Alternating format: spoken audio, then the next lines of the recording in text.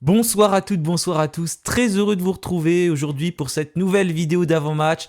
Ah, qu'est-ce que ça fait plaisir de passer une semaine comme ça, après une victoire. Une victoire nette et sans bavure, 5-0 contre 3, je le rappelle, parce qu'il faut redire le score pour qu'on se dise, ah oui, c'est vrai, c'est possible, Saint-Etienne a gagné un match 5-0 la dernière fois. Bah, c'était il n'y a pas si longtemps que ça quand même, puisque c'était l'année dernière en début de saison contre Bastia, dans un stade qui était à huis clos à Geoffroy Guichard. Et la fois d'avant, je crois que c'était en Ligue 1 contre Caen, on avait gagné 5-0, mais ça remonte déjà à plusieurs années maintenant. En tout cas, là, il y a une rencontre qui arrive très rapidement, puisque l'avantage de jouer le lundi, c'est que souvent, il y a 10 jours entre le samedi et le lundi, donc pour pouvoir préparer quelques petites choses.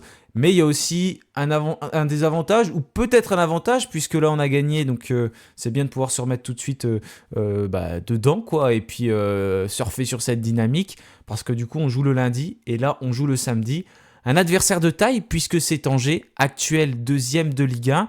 Angers qui a perdu contre Auxerre, donc qui aura à cœur de se racheter. Angers, meilleure équipe à domicile. On va en parler dans quelques instants quand on va présenter donc cet avant-match. En tout cas, il y a beaucoup d'enjeux pour les Verts qui vont devoir confirmer, mettre du caractère et mettre de l'intensité. C'était les propos d'Olivier Dalloglio juste après le dernier match. Les Verts avaient mis de l'intensité. Il a même renouvelé ses propos ce jeudi en conférence de presse. J'ai écouté la conférence de presse d'Olivier Dalloglio, j'ai écouté également celle d'Alexandre Dujeu, le coach d'Angers, ainsi qu'un joueur qui était présent. Donc on va pouvoir présenter le contexte de cette rencontre et les enjeux, parce que les enjeux, ils sont nombreux, et les Verts qui vont devoir confirmer tout simplement contre Angers. Et je rappelle que c'était notre meilleur match pour moi ce début de saison, mais ça on va en reparler dans quelques secondes.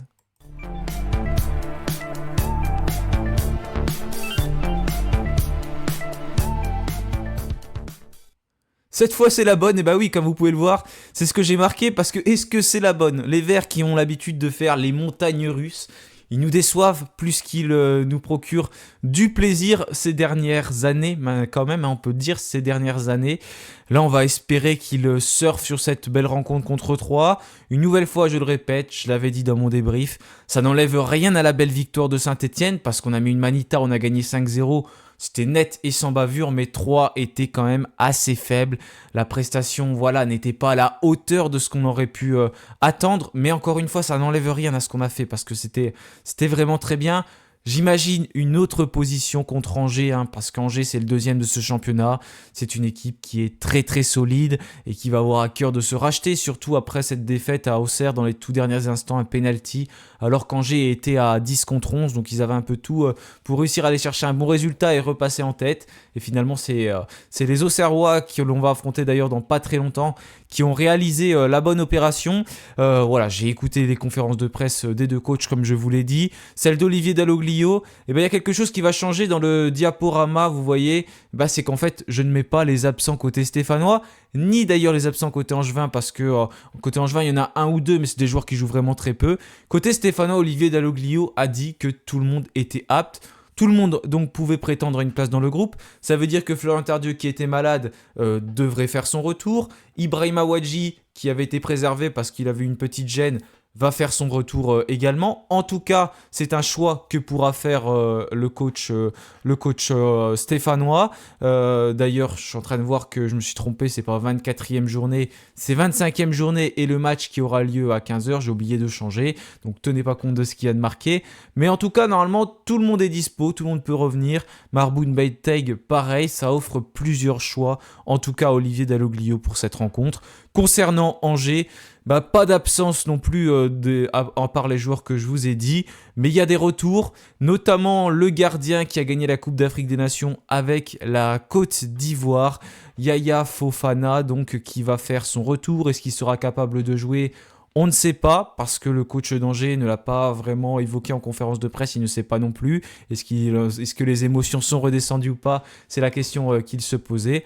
En tout cas, c'est une possibilité pour Angers, mais apparemment l'autre gardien, je ne sais pas son nom, je l'ai oublié. Si, il est marqué juste là. C'est Melvin Zinga qui a assuré l'intérim superbement. Il y a aussi d'autres joueurs qui devraient revenir. Un certain Loïs Diony qui était absent depuis quelques semaines, je crois. Il était blessé et il devrait faire son retour dans le groupe contre Saint-Etienne. Ça, c'est une bonne nouvelle pour Angers. Forcément, une moins bonne nouvelle pour Saint-Etienne parce que Diony est sur une très bonne dynamique. C'est le meilleur buteur, 10 buts, le meilleur passeur de cette équipe. Donc, on comprend que c'est un élément important. Et ça, c'est un peu quelque chose qui explique peut-être la moins bonne forme d'Angers durant cette année 2024, avec d'autres joueurs qui ont été également absents, comme Cédric Outonji, donc le défenseur qui n'était pas présent les premiers matchs, mais qui avait fait son retour, comme vous le voyez, dans la composition. Il y avait Jordan Lefort qui avait raté un match ou deux, qu'ils avaient dit aussi. Bon, ça, j'étais pas au courant, je vous avoue, mais c'est des choses qu'ils ont dit en conférence de presse. Et après, le coach, donc Alexandre Dujeu, avait dit contre Bordeaux, vous le voyez, ils avaient perdu, que ils avaient vu la maîtrise du match et qu'ils auraient aussi pu réaliser quelque chose. Ça manquait d'efficacité dans cette équipe, donc ça peut être des petits éléments qu'ils vont réparer. Et puis à domicile, Angers, c'est du très très solide, c'est vraiment très costaud, hein. Meilleure équipe à domicile de ce championnat, je crois 34 points pris ou 32, je sais plus, mais en tout cas énormément de points pris à domicile, 22 buts marqués en 12 matchs tout simplement, pour 5 buts encaissés en 12 matchs encore une fois. Donc Angers très très solide à la maison, qui ne prend quasiment pas de but, qui n'a pas perdu, qui ne perd pas, et qui reste sur donc 10 victoires, 2 nuls, mais les 2 nuls, ils étaient en début de saison. C'était contre Annecy et contre l'AJ Auxerre, c'était au mois d'août, donc c'était il y a 6 mois, c'est bien ça, septembre, octobre, novembre, décembre, janvier, février, voilà. Il y a 6 mois que Angers n'a pas connu un match nul, je parle même pas de défaite, de match nul à la maison, c'est dire la bonne dynamique de cette équipe, et cette rencontre sera compliquée. À nous de mettre les ingrédients nécessaires tout simplement pour mettre fin à cette série angevine, mais les Angevins vont vouloir forcément réaliser une belle rencontre, parce que vous le voyez, c'est un peu les montagnes russes en ce moment eux aussi, depuis le début de l'année contre Bastia. Ils avaient perdu, apparemment là c'était mérité, ils ont battu ensuite QRM à domicile. Ils ont perdu contre Bordeaux, ils ont gagné contre Rodez et ils ont perdu contre l'AJ Auxerre, comme je vous l'ai dit tout à l'heure. Bon, les 2 victoires, c'est à domicile. Pas de surprise. Ils ont quand même pris un but du coup contre Rodez à domicile. Sur les 5 buts pris, il y en a quand même un qui a été pris dernièrement, en espérant qu'on arrive à leur en mettre un aussi. Mais en tout cas, c'est une équipe très bien placée pour la montée en Ligue 1. Angers qui a vécu une saison cauchemardesque l'année dernière, il n'y arrivait pas. Il prenait beaucoup de buts. C'était la pire défense du championnat de Ligue 2. Ils ont vraiment coulé. Ils ont fini largement dernier. Et là, ils sont deuxième de Ligue 2 avec 46 points, donc juste derrière Auxerre 47. C'est pour ça que cette rencontre, elle était très importante pour eux. Et ils ont, mine de rien, quand même 6 points d'avance sur le troisième. Rien n'est fait. Le joueur qui était en conférence de presse a dit que même Saint-Etienne pouvait revenir potentiellement sur Angers. Il y a 11 points d'écart. Et si on s'impose, imaginons, on reviendrait à 8 points d'Angers. Donc ça fait 3 matchs gagnés derrière. C'est pas énorme non plus, c'est sûr. Mais pour ça, il va falloir enchaîner une série pour Saint-Etienne. Parce qu'on le sait très bien, on a vraiment l'habitude d'être déçus. Donc voilà pour cette équipe d'Angers, une des meilleures défenses, si ce n'est plutôt la meilleure défense à domicile. Le stade qui devrait être quasiment à guichet fermé. Là, quand je vous parle, le club vient d'annoncer qu'il y avait 14 000 places de vendues. Le stade fait un petit peu plus de 18 600 places, il me semble. Oui, c'est ça, parce que j'ai écrit ce matin un article pour Peuple Vert, c'était 18 600 et quelques. En tout cas, ça sera la meilleure affluence de la saison, parce qu'ils tournent à un peu plus de 7 000 supporters en moyenne. Et là, ils vont complètement battre ce record d'affluence. Le parcage stéphanois sera aussi complet, donc les supporters stéphanois qui vont faire les 600 km. Et cette équipe d'Angers qui a l'habitude de jouer en 4-2-3-1. En tout cas, sur les dernières rencontres, c'est le dispositif mis en place par le coach. On va voir si ça va être le cas. Je rappelle donc le retour de Loïs Diony et le retour également du gardien Yaya Fofana, qui devrait donc potentiellement être dans les buts de cette équipe d'Angers. Mais vous voyez, ils ne prennent pas non plus énormément de buts ces derniers matchs. Même si il y en a quand même peut-être plus que d'habitude pour les Angevins. Parce qu'en vrai, je suis en train de vous dire ça, mais je remarque que sur les 5 derniers matchs, ils n'ont pas fait de clean sheet. Donc ils prennent quand même pas mal de buts depuis l'absence de leur gardien, qui était donc parti avec la Côte d'Ivoire et qui a remporté la Coupe d'Afrique des Nations. Voilà pour Pour Angers, j'ai pas grand-chose à rajouter sur cette équipe, à moins qu'il y ait des choses qui me reviennent ensuite. En tout cas, le coach a envie de gagner, a envie de faire de ce stade une forteresse, et puis voilà, tout simplement. Côté stéphanois, on va retenir la dernière victoire contre Troyes, parce que les autres matchs avant n'étaient pas terribles. Celui contre Pau, ça allait, mais en tout cas, le match contre Troyes est certainement le match référence, pas de la saison de Saint-Etienne, parce que pour moi ça reste justement celui du match aller contre Angers, où il y avait une toute autre position que contre Troyes, et on avait gagné 2-0, un beau clean sheet, il y avait de l'intensité, c'était magnifique. Là, c'est le match référence d'Olivier Dalloglio, ce 5-0 contre Troyes, les Verts qui n'arrivaient plus à marquer, qui ont mis 5 buts. Il y a eu le retour de Sissoko qui a vraiment fait du bien, un jeu très bon de la part des Stéphanois, c'est beaucoup passé sur les côtés. Encore une fois, il y avait beaucoup de passivité dans cette équipe troyenne. Mais ça ne change rien, parce que on a fait le boulot et on a été très intéressant. Le seul petit bémol, c'est d'avoir pris 5 cartons jaunes durant la rencontre. Voilà. Après, ça montre aussi que Saint-Etienne a mis de l'agressivité, donc ça c'est quand même plutôt positif, parce qu'on a pris des cartons assez tôt dans la rencontre. Mais attention, Thomas Monconduit sera suspendu, mais ce sera contre Annecy.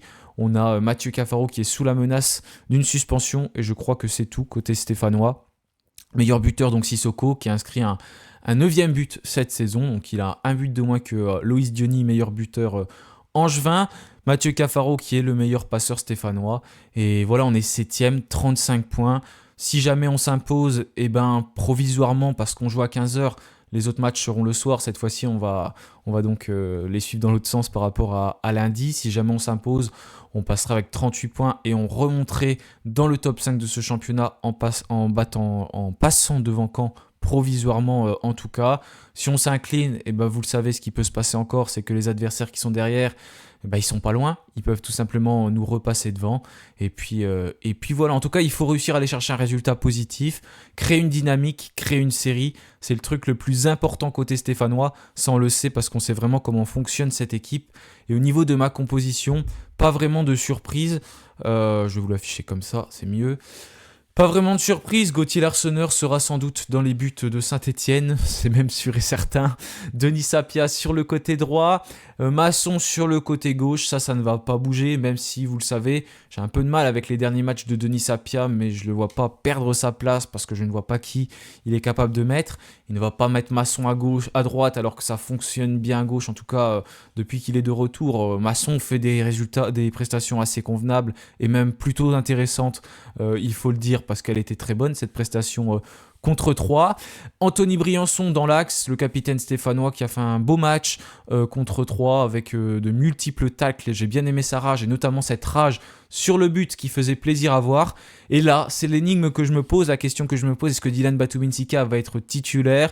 Bon, comme ça paraît logique de voir Dylan Batubinsika titulaire, mais il revient juste de la CAN. Bon, normalement, il n'y a pas de souci, il est revenu aujourd'hui, là, il s'entraînait aujourd'hui.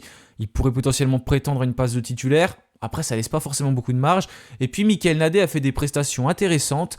Il a même été décisif avec cette magnifique passe dans la profondeur pour Ibrahim Sissoko, où il a éliminé toute la défense.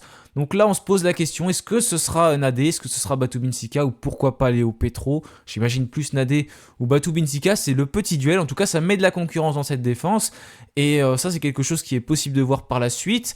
Dylan Chambaud, Ayman Mouefek, sans doute au milieu de terrain, comme contre Troyes. Je change pas grand-chose par rapport à 3 parce que ça a bien fonctionné, donc j'imagine qu'Olivier Dalloglio ne va pas changer.